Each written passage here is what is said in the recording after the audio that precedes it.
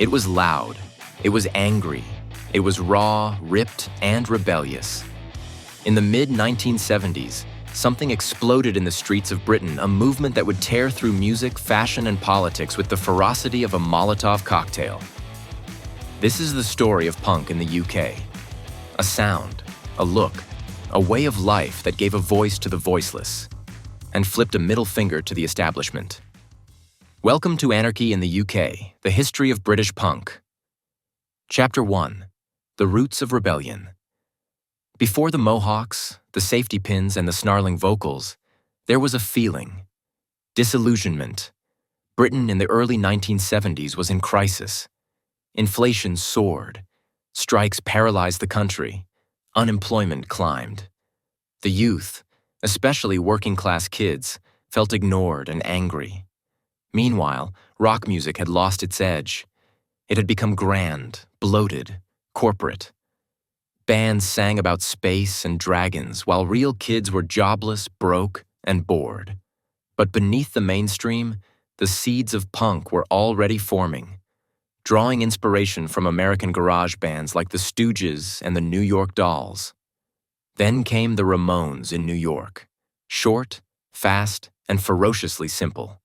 Their sound traveled across the Atlantic, and Britain was ready to catch fire. Chapter 2. Malcolm McLaren and the Spark. Enter Malcolm McLaren, part artist, part hustler, all provocateur.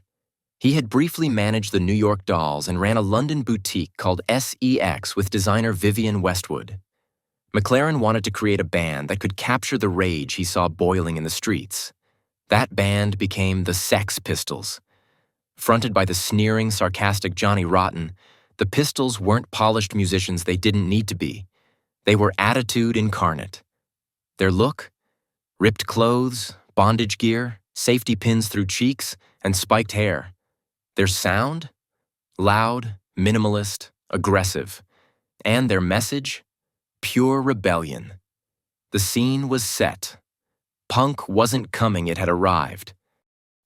Chapter 3. Shock and Uproar. In 1976, the Sex Pistols released their first single, Anarchy, in the UK. It was a cultural bombshell. Then came the infamous Bill Grundy TV interview, where the Pistols cursed on live television. Overnight, punk became public enemy number one. The British tabloids screamed outrage. Politicians called for bans. Concerts were cancelled. But for every door slammed shut, another opened in a dingy club. Young people saw something they hadn't seen before. A band that looked like them, that sounded like them, that was them. And they followed. Hundreds of DIY bands sprang up. The Clash, Siouxsie and the Banshees, Buzzcocks, the Damned. Each with their own voice, but the same fury. Punk was no longer a band. It was a movement. Chapter 4. Soundtrack of the Streets. Punk music in the UK wasn't about virtuosity. It was about truth. The Clash sang of working-class struggle, race, and injustice. Their 1979 album London Calling mixed punk with reggae and ska, pushing boundaries. Buzzcocks brought melody into the mess, singing sharp, witty songs about love and lust. Siouxsie Sioux turned punk toward the dark and theatrical, helping spawn the post-punk movement. In squats and underground clubs, kids with no money and no training picked up instruments and made noise. Zines were printed, flyers passed around, gigs held in backrooms and basements. This was DIY culture. Raw, radical, real. Chapter 5. Fashion and identity punk was more than a sound. It was a look, a battle uniform. Vivienne Westwood's designs were defiant statements. Shirts with swastikas, not out of support, but to provoke. Bondage pants, chains, badges, spiked collars, black eyeliner, torn tights, combat boots. It was anti-fashion as fashion. And for the kids wearing it, it wasn't about trends. It was about saying, I'm not part of your system. To be punk was to refuse to conform. To make yourself visible when society wanted you invisible. Chapter 6. The politics of punk wasn't just style and sound. It was political. In the shadow of Margaret Thatcher's rise and the National Front's presence in British streets, punks pushed back. The movement spawned anti-racist collectives like Rock Against Racism, uniting punks and reggae artists to fight fascism.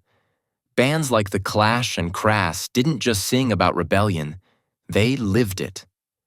Punk became a voice for feminism, anti-authoritarianism, and class struggle. It wasn't perfect. Punk could be chaotic, self-destructive, and sometimes contradictory. But at its best, it was power to the people, by the people. Chapter 7. Fragmentation and Legacy. By the early 1980s, punk as the mainstream knew it began to splinter. The Sex Pistols imploded. Johnny Rotten became John Lydon of Public Image Ltd., experimenting with post-punk sounds. Some punks went harder, faster, leading to hardcore punk and oi, with bands like Discharge and Cockney Rejects. Others veered into goth, new wave, or anarcho-punk.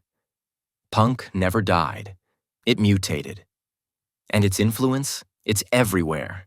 In indie rock, streetwear, political protests, DIY art, zines, tattoos, hair, and attitude. Even decades later, punk remains a blueprint for how to break rules, make noise, and stand your ground. Punk was never meant to last forever. It was meant to burn bright, loud, and fast, and in doing so, change everything. From the ashes of broken guitars and snarling voices came a revolution that gave power to the powerless, art to the angry, and a middle finger to the status quo.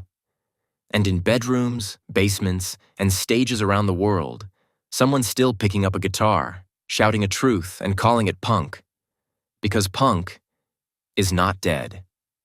It just refuses to obey. Punk's not dead. It's in the stories we tell. Like, subscribe, and share your punk roots or favorite band in the comments below.